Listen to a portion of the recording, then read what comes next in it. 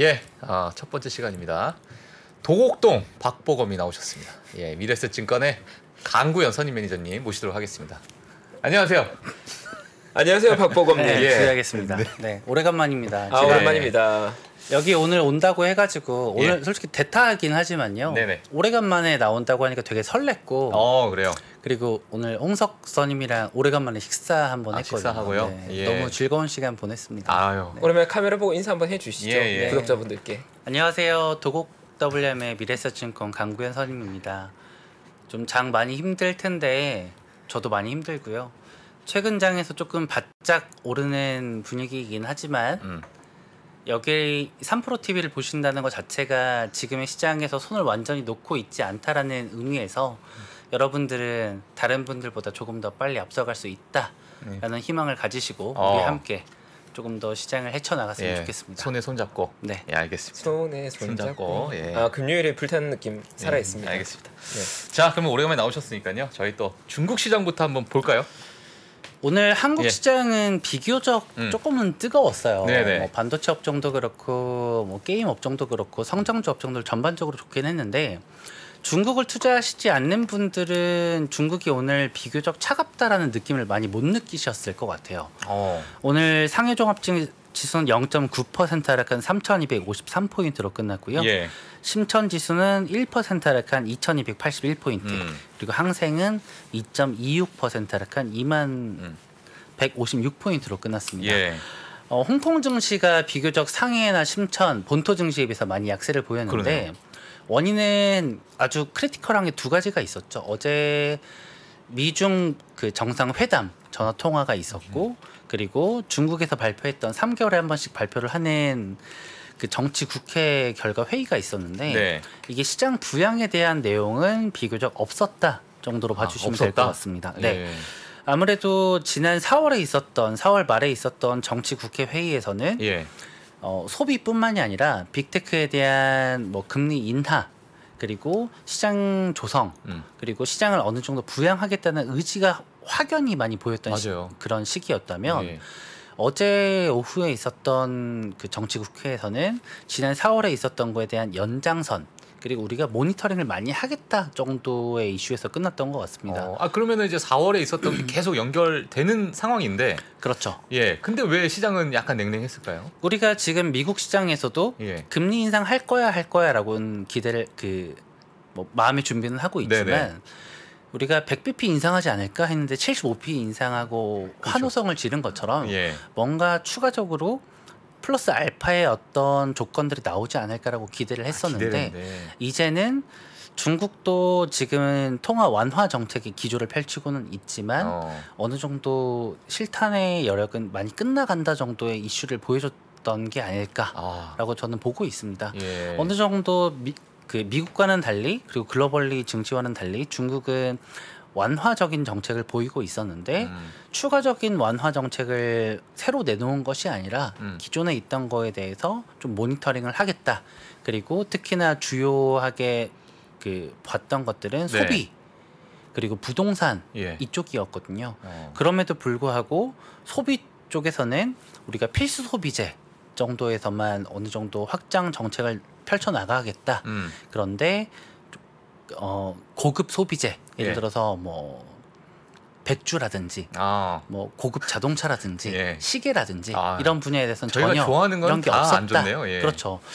그러다 보니까 오늘 중국 시장 전반적으로 뭐 면세점이라든지 아니면 리오프닝 관련된 항공 그리고 뭐 공항 뭐 백주 이런 업종들이 전반적으로 약했다. 그럼에도 불구하고 전일 미국 증시의 특징 덕분에 친환경 업종들만 조금 달리는 하루였다 정도로 봐주시면 될 것 같습니다. 예, 알겠습니다. 일단 뭐 부동산 이슈가 또 있어요. 중국이. 그래도 이제 마인데 뭐 엔트그룹 그걸 이제 포기하겠다. 맞아요. 부담주 뉴스가 많이 있었죠. 그런 것 때문에 또 시장이 약간 냉랭해지지 않았나. 뭐 이런 생각이 좀 들기도 하네요. 빅테크 기업들 우리가 대한민국에 계신 많은 분들이 투자하고 계신 게 뭐 텐센트, 알리바바, 뭐 메이투안 이런 쪽일 것 같아요. 저도 올해 3월에 양회가 있고 그거 끝나고 나서 뭐 8월에 아시안 게임 그리고 10월 달에 뭐 시진핑 3기 집권 이런 거에 대해서 기대를 많이 하고 있지만 예. 뭐 3월, 8월에 대한 이슈는 이미 지나간 것 같고요. 시진핑 3기가 완전히 뭐 견고해지는 10월 이후에나 홍콩 빅테크주들이 조금 나아가지 않을까라고 조심스럽게 생각을 하고 있고요. 네네. 다만 홍콩 지금 현재 홍콩 H 우리나라에서는 따로 홍콩 H만으로 분류하고 있지 않고 네. 항생 차이나 기업이라고 분류하고 있는 것들이 그 지수가 6,900포인트를 하회했습니다. 이게 PBR 기준으로 0.9배 수준이거든요. 0.9배 수준이면 코스피 기준으로 2,200이에요. 그런데 이 상황에서도 고통을 주고 있다. 오늘 예. 굉장히 큰 고통을 줬는데 예. 약간 얼굴 표정이 지금 말도 안 되는 수치다. 그렇죠. 이렇게. 저도 예. 그 홍콩 빅테크, 중국 빅테크의 투자 비중이 한 20에서 25% 정도 되는 수준이긴 합니다. 뭐 현금 비중도 나름 다른 분들에 비해서 많이 높은 편이었다가 최근 들어서 좀 급격히 줄인 편이긴 하지만 예. 중국에 대한 이슈가 녹록진 않다라는 거는 조금 시장 전반적으로 퍼진 것 같아요. 한국이나 중국이나 강달러의 영향에서 벗어나고는 있지만 그럼에도 불구하고 중국은 내부적인 영향으로 인해서 아무래도 시진핑 3기 집권 이후에나 어느 정도 빅테크 기업들이 예. 좀 공고해지지 않을까라고 보고 있습니다. 알겠습니다. 일단은 뭐 그렇게 뒤에 가서 좀 저희가 더 봐야겠네요. 중국 네. 시장은. 일단 뭐 최근에 실적 발표가 많이 있습니다. 미국 시장에 대해서 한번 네. 넘어가도록 할 텐데요. 오늘 또 빅테크 기업에 대해서 한번 쭉 정리를 해주시면 좋을 것 같은데 네. 뭐 어떻게 보시는지 사실은 뭐 사실 지금 뭐 실적 발표 수치에 대해서는 뭐 많은 분들이 좀 알고 계실 것 같고요. 네. 예, 뭐 한 저희 한 10분 15분 정도 해서 앞으로의 전망이나 뭐 어떻게 보시는지, 뭐 메타는 또 어떻게 보시는지. 예전에 뭐 알파벳도 좋아하신다고 했어요. 예. 맞아요. 그래서 그래서 뭐 그런 부분을 네. 허심탄회하게 한번 말씀해 주시고 오늘 홍석선님이랑 되게 예. 즐겁게 저녁 식사 자리를 했거든요. 예. 그래서 허심탄회하게 준비를 하긴 했는데 네. 제가 그동안에 3프로TV에 나오면서 구글 알파벳을 가장 선호를 했던 종목이기도 했고 네네. 마이크로소프트의 경우에는 좋아하는 종목이었지만 지금은 잘 모르겠다 정도의 입장이었어요. 그럼에도 불구하고 최근 장에서는 조금 시야가 많이 바뀌었고요. 예. 아마존은 비싸서 못 샀던 종목이었지만 최근에 실적 발표에 있어서는 다른 기업들과 조금 다른 모양을 보이고 있다. 다른 모양을 보이고 있다. 좀 요약해드리고 싶고 예. 대한민국의 투자자분들께서 그동안에 최근 3개년 동안은 많이 투자하셨던 종목들 중에서 근본 있는 기업들을 대부분 많이 투자하시긴 했지만 이런 기업들에 투자하시다 보면은 더 나은 수익률, 더 가파른 수익률을 위해서 그저 성장주만 쫓으셨던 경향들이 많이 있는 것 같더라고요. 예. 그런데 그 전 세계에서 가장 유명한 혹은 대한민국에서 가장 많이 투자하고 있는 빅테크 기업들 중에서는 이번 실적이 굉장히 다른 모습을 보여주고 있다. 특히나 인플레이션이 끝물을 보이고 있는지 혹은 인플레이션이 정점을 치고 있는지 이러한 상황 속에서 예. 우리가 많이 투자하고 있는 빅테크들이 실적을 통해서 어떤 그런 방향성을 보여주고 있고 그 기업들의 체력을 보여주고 있는지가 조금 확연히 드러났던 시기인 것 같아요. 최근 일주일 동안 단순하게 지수만 투자하셨던 분들은 나스닥 지수가 그래도 다른 국가 지수들에 비해서 많이 선방을 하고 있네 정도로 느끼실 수는 있겠지만 시총 상위 업종들 몇 개를 좀 분석을 해보면 상당히 다른 모습을 보이고 있다 정도로 봐주시면 될 것 같습니다. 예. 미국 증시의 경우에는 최근 들어서 며칠 연속으로 뭐 빨간불 뭐 상승세를 보이고 있는데 녹색불. 네, 그렇죠. 미국의 경우에는 녹색불이긴 하지만 예. 제가 가장 선호하는 구글 알파벳의 경우를 보면은 최근에 광고 시장이 많이 침체가 되고 있어요. 현재 미국의 GDP에서 약 0.78% 정도를 차지하고 있는 게 미국의 그 광고 시장인데 뭐야 구글 알파벳이나 아니면 뭐 페이스북이나 이런 거대 기업들이 돈을 어마어마하게 벌고 있는 걸로 알고 있고 이 회사들의 시총이 이 정도 수준인데 고작 광고로 차지하고 있는 비중이 시총이 1%가 채 안 돼? 라고 생각하실 수는 있을 것 같아요. 그런데 연평균 성장률이 과거에 30에서 45% 사이 수준을 나타내 왔다가 코로나 때 특히나 2020년에 큰 폭으로 광고 매출이 성장을 했었거든요. 네.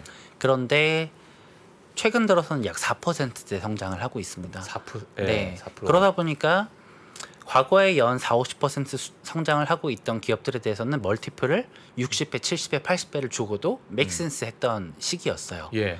그런데 지금은 갑작스럽게 연 4%대 성장을 한다. 그러면 PER 멀티플을 많이 줄 수 있는 요인이 없는 거죠. 그러다 보니까 미국 나스닥의 시가총액 상위 업종들을 차지하고 있는 기업들의 멀티플이 급격하게 축소가 되고 있다 예. 정도인 건데 기업들마다 조금 다르게 보실 필요는 있는 것 같아요. 예. 현재 구글 알파벳은 포워드 PER 기준 19배, 20배 정도 수준이고 최근 5년치 기준으로 했을 때 이렇게까지 쌌던 적은 없었다. 심지어 코로나의 정점이었던 2020년 3월에도 P 20배를 깬 적이 없었는데 지금은 20배를 하회하고 있는 수준이다. 예. 밸류로만 보면 굉장히 매력적인 수준이에요. 그런데 구글 알파벳의 경우에는 다른 기업들과는 조금 다른 것 같습니다. 전체 매출에서 그냥 구글 좋은 것 같아 하고 투자하고 있으신 분들과는 달리 예. 그 매출을 차지하고 있는 것의 80%가 광고거든요. 네, 그리고 영업이익에서 이 광고 부분만 이번에 순이익을 냈어요. 흑자를 냈어요. 예. 나머지 부분은 다 적자를 냈습니다. 심지어 구글 알파벳이 전 세계 4대 클라우드 플랫폼이긴 하지만 그것도 적자였거든요. 네, 뭐 의미 있는 수준에서 적자 폭을 많이 줄였다라는 건 있긴 하겠지만 예. 최근에 광고 시장이 경기 침체와 더불어서 많이 위축이 되면서 단순하게 나스닥 빠지는 것만큼 구글이 빠져 뭐 페이스북은 더 많이 빠져 이런 걸로 보실 게 아니라 광고 시장은 굉장히 경기에 민감한 시황이다라고 봐주셔야 될 것 같고요. 최근에 15년 동안 광고 시장은 단 한 번도 음의 성장을 한 적이 없습니다. 그러니까 역성장을 한 적이 단 한 번도 없었거든요. 네. 그 성장 폭이 둔화가 됐던 적은 많았지만 마이너스 역성장을 한 적은 없었는데 최근에 시장에서는 혹시나 역성장을 하지 않을까라는 우려감 때문에 멀티플이 상당히 많이 축소된 상황이다라고 봐주셔야 될 것 같아요. 근데 지금 이제 뭐 물론 나스닥에 보면 여러 이제 IT 기술주 섹터들이 빠졌는데 금리 인상 시기랑 겹치면서 이게 그 온라인 광고 그 분야도 물론 다 같이 빠졌겠죠. 네. 빠졌는데 다른 분야에 비해서 만약 광고 분야가 더 많이 빠졌는지 아니면 다른 분야에 비해서 뭐 광고 분야가 빠지긴 했지만 그래도 많이 선방을 하고 있는지 그거 어떻게 봐야 될까요? 어떻게 보시나요? 이게 기준을 언제로 보느냐에 따라 다를 것 같습니다. 예를 들어서 친환경 사업 이런 경우에는 P 멀티플이 15배에서 20배 수준 하다가 60배, 70배까지 튀었지 않습니까? 그런데 광고 산업 부분은 평균적인 멀티플이 25배에서 40배 수준으로 튀었었어요. 그러니까 기준을 어느 일자로 따지냐에 따라 다르긴 하겠지만 광고 사업 부분으로 주요 매출 혹은 영업이익을 영위하고 있는 산업의 경우에는 올해 이후에만 그 매출의 컨센서스가 약 4% 정도 줄었습니다. 그런데 주가는 평균적으로 나스닥 이상으로 하회를 했어요. 근데 그럼에도 불구하고 구글의 경우에는 매출액이나 뭐 영업이익이 연초 이후 한 1% 플러스로 성장하긴 했지만 주가는 20% 이상 빠졌거든요. 그러니까 전반적으로 고 PER 멀티플을 줄 수 있는 기업에 대해서 성장주에 대해서 멀티플 할인 요인이 작용을 해왔다. 우리가 최근에 뭐 아파트에 대해서도 주택에 대해서도 레버리지를 일으켜서 주택을 사는 것이 굉장히 정답으로 보아왔었지만 한 달에 이자 비용 300만 원씩 내던 사람들이 450만 원, 500만 원씩 내다 보면은 투매가 나오듯이 주식시장에서도 그런 비슷한 현상들이 나오고 있거든요. 그러니까 고성장에 대한 종목들에 대해서 고 PER 멀티플을 줬었는데 이제는 금리 인상이 되고 자금 유입할 수 있는 여력이 점점점 줄어들다 보니까 이제는 멀티플에 대해서 축소를 전반적으로 하게 되고 그 와중에 매출액이나 영업이익의 컨센서스가 동시에 줄어드는 기업들에 대해서는 동시에 주가 하락폭이 거세게 나타났던 거죠. 그런데 구글 알파벳의 경우에는 비교적 덜 터진 기업입니다. 덜 터진 기업이다. 왜냐하면 사심이 들어가신 건 아니시죠? 그렇죠. 이게 뭐 정확한 자료로서 구글 알파벳의 경우에는 그 광고 기업들 대비해서 연초 이후 매출 성장률이 그래도 1%라도 나왔던 기업이었어요. 네. 뭐 페이스북을 뭐 포함해서 다른 기업들은 매출이나 영업이익이 점진적으로 혹은 급격하게 줄었던 기업들이었는데 구글 알파벳의 경우에는 워낙 뭐 반독점 이슈 등에 의해서 고 PER 멀티플을 받지는 않았지만 매출 성장이 급격하게 줄어들지는 않았습니다. 왜냐? 지금 광고 시장에서는 틱톡이 제일 핫하잖아요. 그렇죠. 혹시 틱톡 하십니까? 저는 안 하거든요, 사실. 왜 안 하냐면 예전에 틱톡을 핸드폰에 깔면 이거 물론 이제 유언비어지만 뭐 개인 정보 유출이 된다. 뭐 이런 것 때문에 저는 아예 깔질 않았어요. 근데 틱톡이 지금 미국에서 가장 핫한 플랫폼이에요. 그리고 인스타, 그 다음에 인스타랑 거의 비등비등한 게 뭐 유튜브, 그리고 페이스북, 스냅챗 순이거든요. 최근에 스냅챗이 어닝 쇼크 발표하면서 이 정도면 바닥이 아닐까 보이는 상태에서 한 번 와창 무너졌잖아요. 근데 이런 상황에서 봤을 때 틱톡이 SNS 혹은 이런 타겟팅 광고 시장에서 굉장히 시장 장악을 하고 있다. 그런데 그 와중에 그나마 버티고 있는 게 알파벳, 인스타와 유튜브 광고 인스타와 정도다. 유튜브. 그런데 페이스북의 경우에는 조금 달라요. 릴스는 추가 아이템을 좀 선보이긴 했지만 1000명당 광고 수익을 보이는 게 틱톡의 한 절반 정도 수준입니다. 그러니까 1000명당 광고를 하면 틱톡은 한 5,000원 정도 벌어요. 그런데 릴스는 한 2,500원 정도 벌어요. 평균적으로 이 온라인 광고 시장에서는 1000명에게 광고를 내면 한 10,000원 정도는 법니다. 그러다 보니까 현재 그 페이스북에서 릴스를 야심차게 내놨지만 실질적으로 페이스북이 틱톡이라든지 유튜브라든지 다른 기업들에 비해서 수익성이 굉장히 악화된 상황이다. 그러다 보니까 페이스북이 현재 포워드 PR이 14배 수준이거든요. 그럼 우리가 고민을 같이 해야 돼요. 페이스북을 우리가 최근 5년, 7년 동안 PER 14배 수준을 본 적이 있었는가? 그러니까요. 제가 그래서 살짝 발을 담근 겁니다, 사실. 살짝이실까요? 살짝. 그럼 다행이신데. 솔직하게 말씀하세요, 박 선생님. 무릎까지 담갔습니다. 솔직히 페이스북의 PER 14배, 15배는 저도 본 적이 없고 이 정도면 진짜 가치주의 영역이 아닌가라는 생각이 들어요. 근데 그럼에도 불구하고 페이스북의 현재 상황은 매출과 영업이익이 동시에 급감하는 와중에 멀티플도 같이 줄어드는 거거든요. 그러니까 반대로 생각을 하면 비트코인이 굉장한 열풍이 불었을 때 엔비디아의 PER이 20배에서 30배 정도 수준이었다가 매출 2배, 영업이익 2배, 그런데 PER 멀티플도 2배. 그러다 보니까 주가가 4배 갔던 시기였던 것처럼 페이스북은 그 반대의 상황을 겪고 있지 않는가라는 생각을 합니다. 근데 그럼에도 불구하고 근데 페이스북 투자자분들에겐 굉장히 죄송한 일이긴 하지만 어느 정도 희망을 심어드리자면 감사합니다. 현재 구글, 뭐 페이스북, 마이크로소프트, 아마존 이런 우리가 흔히들 대한민국에서 많이 투자하고 있는 기업들의 멀티플을 확장기에는 매출과 영업이익이 동시에 급성장하는 시기가 있었다면 이런 광고 타겟팅 산업으로 영업이익을 많이 영위하고 있는 기업들, 뭐 구글이라든지 페이스북이라든지 이런 기업들의 경우에는 조금은 찬찬히 기다려 주실 필요가 있겠다라고 좀 말씀을 드리고 싶어요. 기다려야 된다. 조금 섣부르게 투자하시기보다는 좀 장기적 안목으로 보셔야 된다. 왜냐하면 2008년의 경우만 보더라도 2008년 가장 바닥은 8월 경이었거든요. 근데 구글의 바닥은 약 10월 경이었고 광고 산업의 그 매출 비중이 높은 기업의 경우에는 GDP 성장이 가장 바닥을 이룬 이후에 한 개 혹은 2개 분기 정도 후행하는 경향이 있었습니다.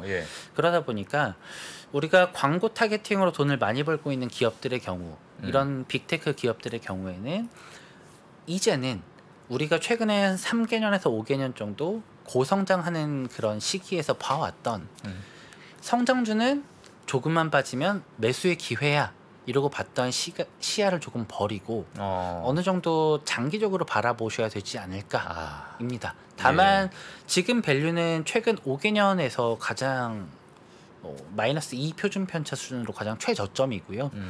이런 경우에는 진짜 낚시하는 마음으로 조금 기다려 주셔야 되지 않을까라고 보고 있습니다. 알겠습니다. 네. 낚시하는 그리고 마음으로.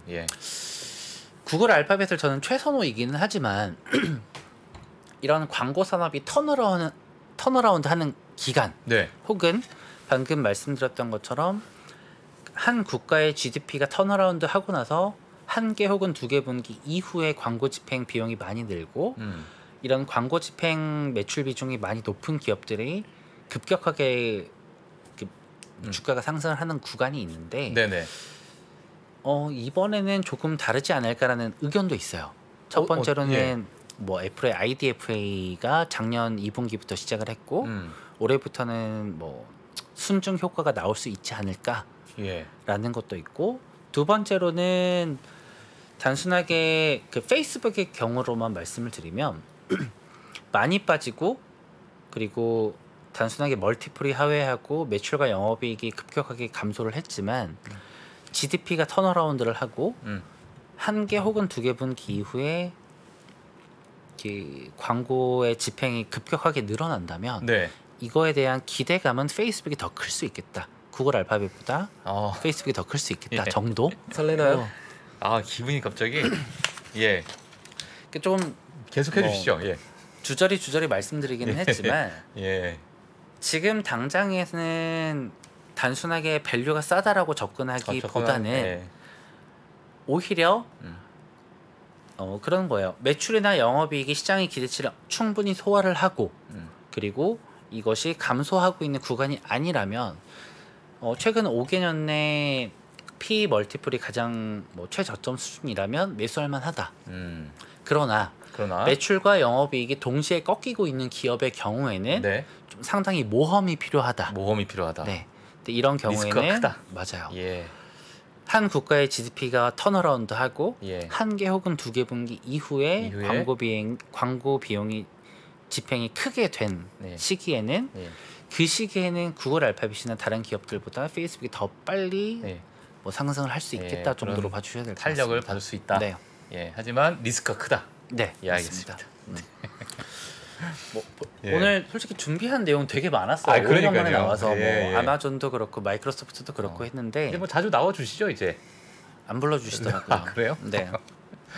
제가 한번 건의를 한번 해보겠습니다. 힘을 써봐 주세요. 알겠습니다.